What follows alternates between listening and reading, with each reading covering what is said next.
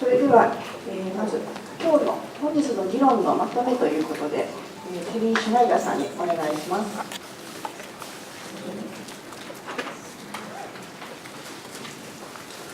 Okay, thank you. So I will try to make the summary of the day, mainly from the dialogue session, but including some elements which have been expressed during the day with the different panel sessions. So I remind you that the key question was, what do we need for the future and what could we expect for the future? The first element that we have to acknowledge is that there is still a lot of work to be done to recover. First of all, it was mentioned by several of you that decision to come back to homeland or not to come back is still at stake for those who are directly concerned. The reconstruction is still under process, but there is a feeling sometimes which has been expressed of lack of progress for reconstruction and even nothing which has been done according to the different territories. There is a need notably to improve infrastructure, notably for hospital, but also for educational infrastructure and so on. And there is a need to do that before taking any decision about the future. You have also expressed the fatigue due to evacuation that was notably associated with long distance, which have to be done to commute for job to the place where you are living. Also the continuous stress associated with the situation after the accident. There is, we have seen during the presentation today on the roundtable, continuous effort for providing good educational conditions for children at school, even with evacuated area.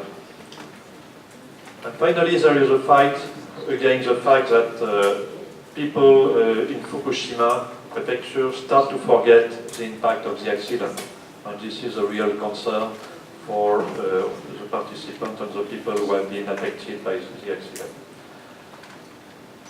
Based on that, there is a difficulty, or difficulties, not one difficulty, difficulties to envisage what will be the future.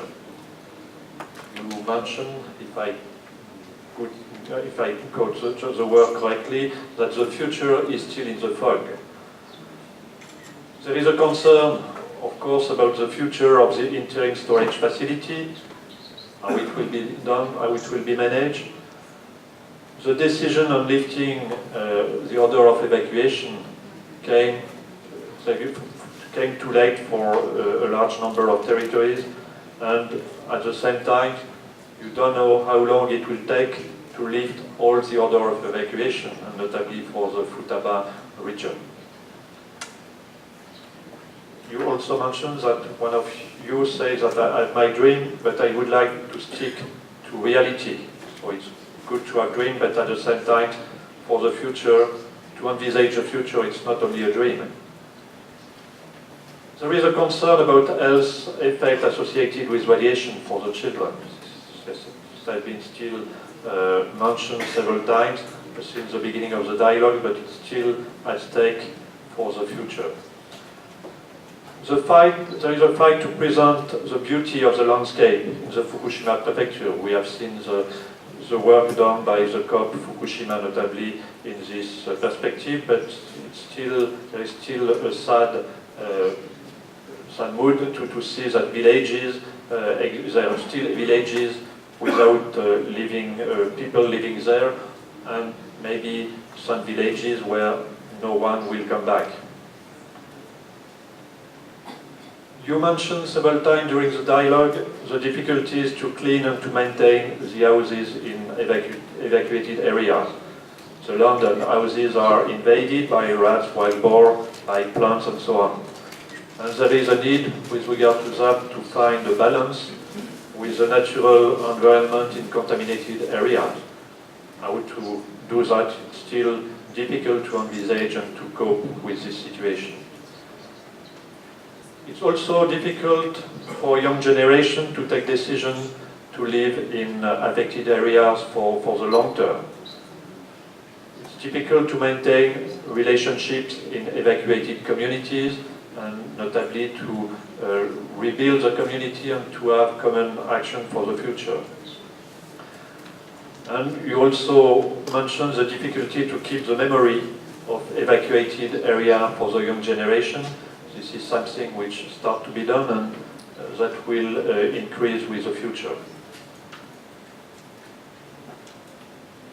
Then for the expected future, you mentioned that becoming actors instead of being victims is something that you expect for the future. It starts to be done, but it's something expected. In this perspective, helping people contribute to recover. And you also mentioned this question of happy future. This is the expected direction. Improve human relationships as a result of activities developed at school could contribute to reach this expected direction. And also the performance of students providing emotions which will give a way forward.